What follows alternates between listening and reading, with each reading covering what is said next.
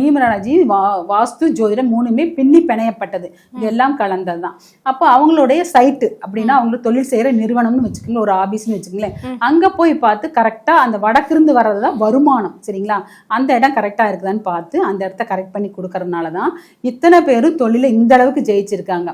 தொழில ஜெயிச்சவங்க எல்லாம் நீங்க நம்பவே மாட்டேங்க, எங்ககிட்ட கத்தையா பணம் கொண்டு வந்து எனக்கு கொடுப்பாங்க. நான் சொல்லுவேன், நான் வாங்குறது ஜாதகம் பார்க்கறதுக்கு மட்டும்தான் வாங்குவேன், மற்ற காசெல்லாம் நீங்க கோவில்ல கொடுங்க, கோவில்ல எத்தனையோ கோயில்ல அன்னதானம் நடக்குது, கொடுங்க அப்படின்னு. இது உண்மையான சத்தியமான வார்த்தை. என்னன்னா, ஒருத்தர் 10 லட்ச ரூபா அந்த வியாபாரத்துல லாபம் வரும்னு அவர் நினைக்கல, 10 லட்ச ரூபா லாபம் வந்துச்சு, இந்தாங்க உங்களுக்கு 1 லட்ச ரூபா அப்படின்ட்டு கொண்டு வந்து என்கிட்ட கொடுத்தாரு.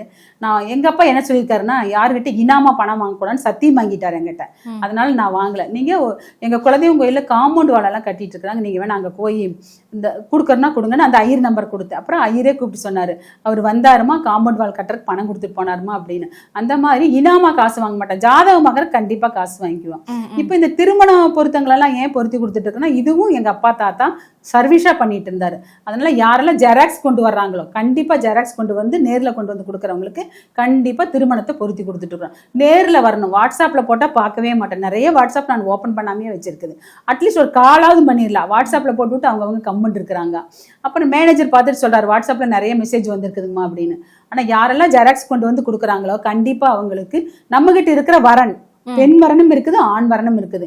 நீங்க நம்பவே மாட்டீங்க, பெண் வரன் 9000 வரன் இருக்குது, மாப்பிள்ளை ஜாதகம் 22,000 ஜாதகம் இருக்குது என்கிட்ட.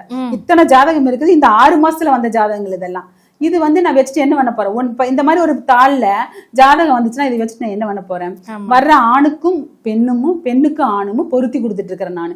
இதை யாரெல்லாம் பயன்படுத்தி கொள்றீங்களோ பயன்படுத்தி கொள்ளுங்க. எங்களது ஆபீஸ் இப்ப இன்னொரு 3 மாசத்துக்கு நான் உடுமலைப்பேட்டையில இருப்பேன். 3 மாசம் கழிச்சுதான் நான் சென்னை வருவேன். இந்த 3 மாசத்துக்கு யாரெல்லாம் வர்றீங்களோ உடுமலைப்பேட்டை வாங்க, ஆபீஸ் அட்ரஸ்